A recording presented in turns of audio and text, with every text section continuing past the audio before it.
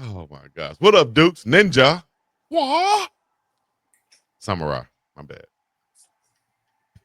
Dukes. Yo.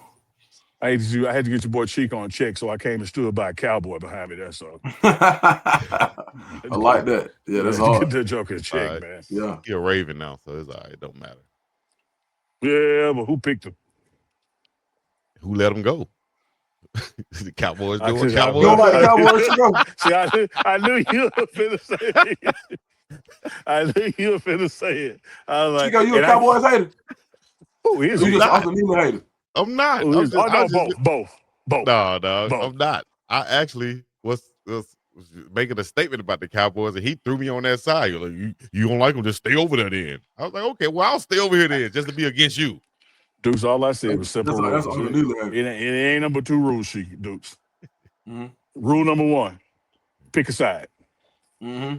Rule number 2, stay there. Like don't get down the road and be like, hey man, I changed my no.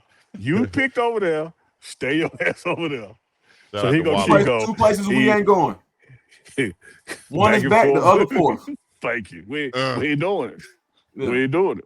He said one is back, the other forth. Back and forth, we ain't going that. Can't do it. That's a Dukes bar. That's He go Chico. That was actually in the song. He go the Cowboys being the Cowboys again. Then 10 minutes later, oh, what a play by Dak. No, no.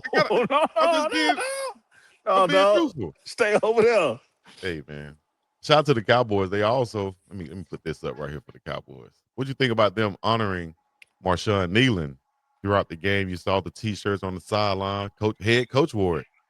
You know, yeah. And then you see after the game, they're holding it up, man. Sad situation, but what do you think about the Cowboys and the way they honored him, so to speak? Just had to be done, man. Tragic situation. Dak has his foundation, with his number 4, has a component called ask for help. Because as many of you may recall, he lost a brother, by suicide. So it's really become a focus. Dak's work got him the NFL Walter Payton Man of the Year award. And so, of course, that team is familiar with this, but this time it impacted a teammate who days before scored a touchdown, recovered the ball in the end zone, and seemed happy as can be. And so that's why it's just important, man, check on each other, have conversations, make sure everybody's okay. And I think you've seen that kind of ripple around, not just the league, but in college football or team sports in general. So to see those guys come out there and galvanize, around their lost teammate and, quote unquote, win one for him. I think it was important to do, man. It just sets the tone that even though these guys are getting paid millions and millions of dollars a year, that it's still a brotherhood in the family. And it's still a game. It's still a kid's game at the end of the day. And so they bring their heart and emotions to it. Mm-hmm. And let me tell you this, Chico, Dukes, and to the runners out there. I don't care who you are, how much you make, what you look like. Nothing wrong with being vulnerable at times. It ain't nothing wrong with crying at times. There ain't nothing wrong with asking for help or asking somebody for help. That's a better step toward a solution than doing something to harm yourself and harm your family. Like, just ask for help.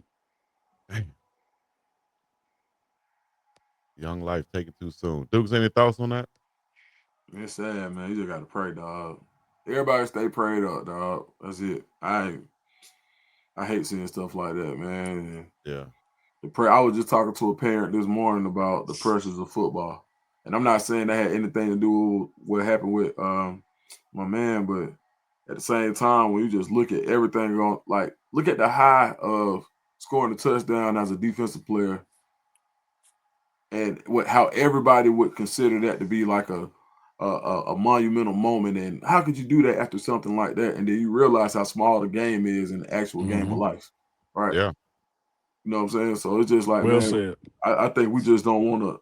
And for as many kids as I mentor, talk to, parents, whether it's football, rap, just going to school, history students, don't matter.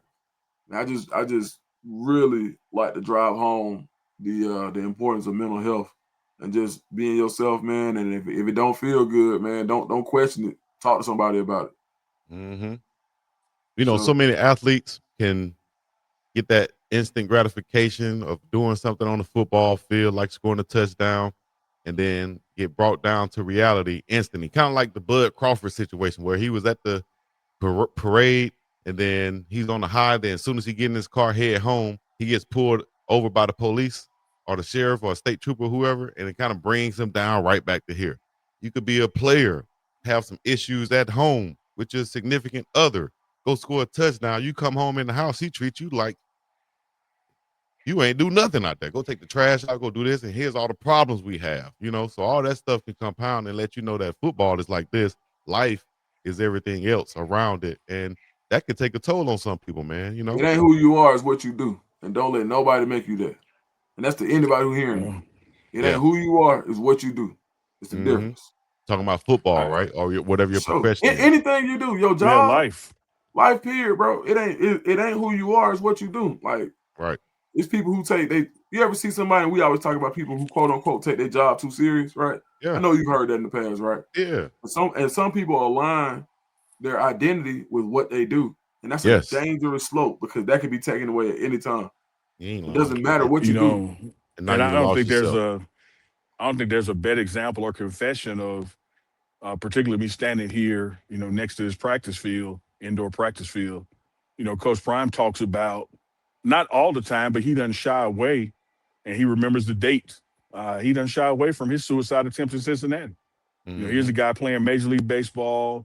It was setting in on him, the divorce and not having the ability to be around his kids. And, it doesn't matter if I just hit a home run. He literally drove off the road trying to kill himself. See? Yeah.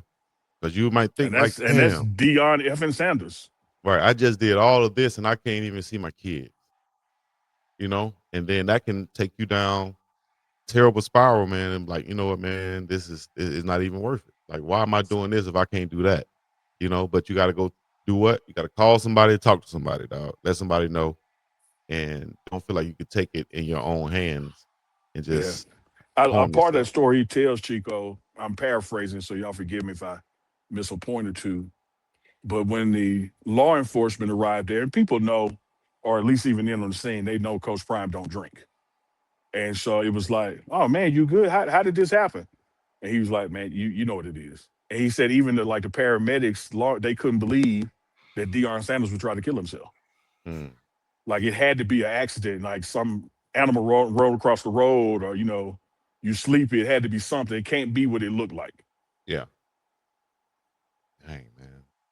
Sad situation. But prayers for the family of Marshawn Kneeland and the Cowboys and everybody else out there rooting for him. I'm not against the Cowboys, people.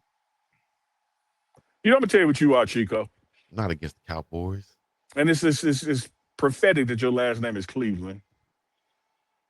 You are the opening of Bone Thugs and Harmony, Reverend Calvin Butts, when he says, that's where I was about to go. I'm not against the Cowboys. That's where I was about to go with it. But I am against people who wear that uniform.